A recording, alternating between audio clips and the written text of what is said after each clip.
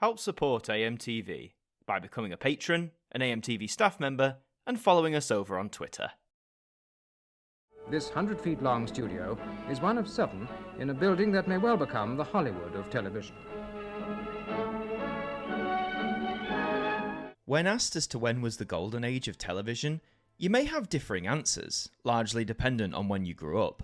But for a large part of the British audience, that golden age sits somewhere between the 1960s and the 1980s, where week after week, classics of drama, comedy and light entertainment came thick and fast from both the BBC and ITV. But making television, both then and now, isn't easy. A lot of time, patience and skill is required to deliver what we as viewers see on the screen. This can often lead to very heated and tense environments, where emotions can spill out at the drop of a hat. Whilst observed more closely these days, back in the golden age, there were moments where actors, directors, anyone really, could have had an outburst in such a way and it largely go unchecked. Somebody banged the door. Oh, whoever banged the door. Perhaps one of the most prolific people to have such outbursts was STEWART MORRIS, who produced hundreds of light entertainment programmes for the BBC between 1958 and 1992. Serving right through the golden age, if you look at the credits of most light entertainment shows, you'll notice Stewart's name crop up as producer. He clearly had an enthusiasm for such projects, and the skills to be the grand overseer of them. However, he is also widely remembered for his loudmouth outbursts during the recording of live programming, which in itself is one of the most stressful kinds of television you can produce. The talkback, as it's known, has survived in some instances for some of the programmes that Stewart worked on, giving us as audiences a very unique insight into how live television was orchestrated back in the 70s and 80s. Where better then than to start with the coverage of perhaps the biggest live entertainment show of the year.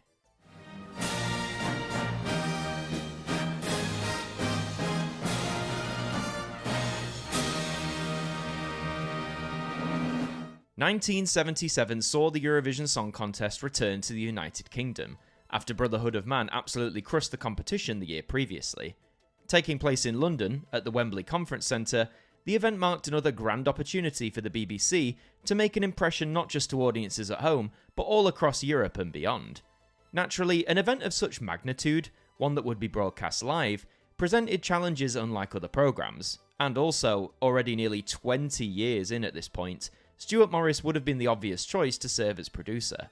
It wasn't just a challenge for those behind the camera, as the host for the year, Angela Rippon, describes the barriers she had to encounter whilst helming the event. The Eurovision Song Contest was probably one of my worst experiences of working in television. Good evening, Angela. Here are the results of the Dutch jury. First of all, we think that Holland has 6 points up till now, not 5 points. You've given our jurors a problem here, I think. We are counting here. You're counting, so are they. I'm sorry. Shall we go on with our votes? Look, why don't we let them sort out their problems? Okay. You give us your votes, okay? All right. Okay. To be stranded on a programme like that is terrifying. The first talkback clip we have stems from the beginning of the programme, and already it seems that Stewart isn't at all happy with how things are going. Sound! Sound! If you cut the sound, put the sound, there's got fuck all sound in here. Also note that many clips today is going to feature instances of strong language. I'm not, I'm touched on normal. Jesus.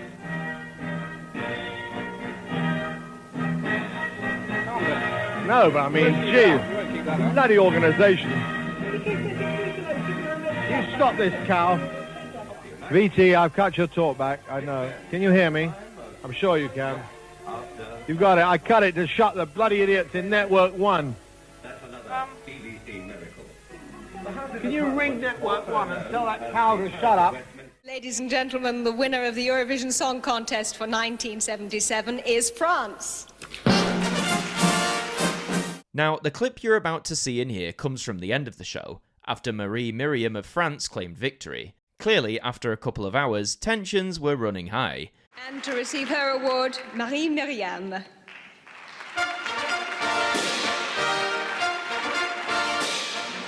Marie Myriam? I think she's celebrating behind with all the other artists. Can you hear us, Marie? It was a complete nightmare. On one. Keep the DG in, for Christ's sake. 1. And coming to 9. Cue orchestra. Cue orchestra. Go to 4. Take the lights down, 4. 505. Take the lights. House lights. 3 net. Shut up, network. 507A, 1 net. Can you switch that fucking thing off? Please, pull a plug out or something. Out of frame on the roller. Out of frame on the roller. Is that it? You got the roller there? What's next? 3 net. 3. Wide shot 3. Wide! 508A, 1 net. And in you go to Marie. This next part is arguably the most famous bit of the particular talkback, involving none other than a caption roller. And keep going. Go. In. Hold it. Stay there. And now. 509, 2 net. And cue the revolve.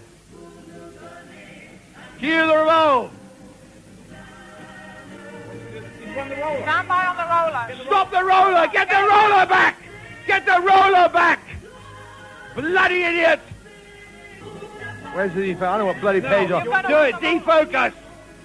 Defocus. Go down. Out. You need to run the roller. Run the caption roller. Run it. The roller on 6. Roller on 6. Fast. Run it. No, it's not at the beginning. Go to the end caption. No, do you mean your Run it. 1. Out and up 1. Clear 2 and 3. Clear 2 and 3. And lower frame. Pan up 6. Pan up 6. Yes. And go super caption. And cue Eurovision. Put the symbol up on 8. Symbol on 8. Take your name out. Take it out. Symbol. 6.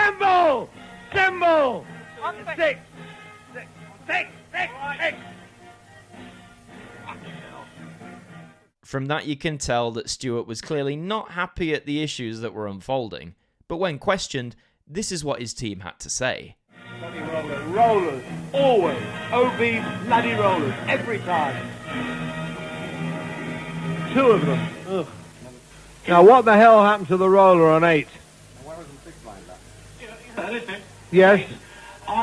I'll swear to that, I heard you say cue roll or something like that. So I cued the roller. And Revolve, I said, revolve. In the rush it sounded like roll, so I cued it. It went back and it just will not start again. Everything's right. Right. Why was camera 6 not on the roller at the end? Paul. I was on you Captain 8 was on the roller. I was able to fan to it. But we rolled ours when you said cue revolve, because we thought you said cue roller. I'll never live that down either. I tell you. Nice that it all ends with a few chuckles. It seems that once Stewart realises that the team misheard his cue, that being revolve instead of roller, the tension in the room diffuses. Yeah.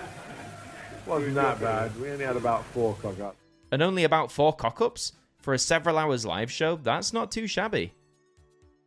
Eurovision 1977, as mentioned, is perhaps the most infamous example we have of Stewart Morris's talkback, but there does exist more from later down the line. In 1986, Edinburgh played host to that year's Commonwealth Games, and Stewart was producing the opening ceremony. And from the very opening of the broadcast, Stewart gives us some gold.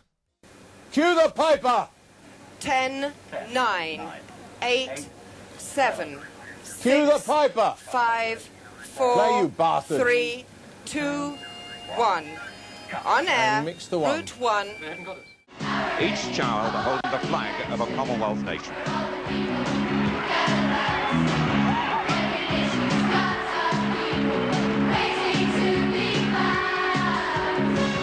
After a bit of the most 80s sounding sports song ever, we're introduced to the brilliantly named concept of Heli Telly. Cue the kids! Cue the kids! Coming to Route 8.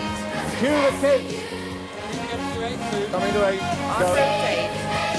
Where are they? coming to route 9 next. 7 coming to Heli Telly. 8, 2, 3, 4 on Heli Telly. Zoom in. Route 10 next. Zoom 3, in. 6. Bruce, zoom in. 4. Zoom in. 5 coming Bruce, to zoom in. 6. And cue fire. Nice to see that there are also moments where Stewart is proud of his timing. Cue the royal car 1. How's that for timing? Just a quick one. I'm not sure how we have these little glimpses of footage showing Stewart himself in the control room, but great that we get to see some pixelated examples of the man at work. Did you catch that? No? Well, he's not calling the Duke of Edinburgh Burke, but have a look again. Fancy standing, look, you turn around, look at the camera, that's a big help. Cameraman in shot, dear oh dear. But the Duke himself isn't invincible to incident. Walk back along the back to meet the Go with him too. Whoa! Oh, lovely, tripped over the railing. Great. And we're swiftly back to some impatient outbursts. Go. No, yes. Jump! Jump! Jump! On Heli Telly. Jump! Aerial escort. Come on, jump! The men of the Royal Marines coming. Go, and they're jump. Go, cut! They're out. Wait. Cut. Come on, get it, man, get it. As we go on, we get more, shall we say, observational comments from Mr. Morris. Gate running. Cue the band to leave. 1. Cue the band to leave. Stop the band, Terry. Give them the cue, for God's sake. Shut up, police band. What's the matter with them? They got stiff legs. HRH is moving. He's got up, coming to 4. Hope to God nobody gets him in. Else, no one else is in his shot. Play, man, play. Are they paralysed or something? Bob Wilde, have the army got any way of getting these old age pensioners to play? The talkback from the 1986 games is arguably less explosive than what we saw at the 1977 Eurovision. Perhaps Stewart mellowed over time, but you can see that his sharpness had not diminished at all.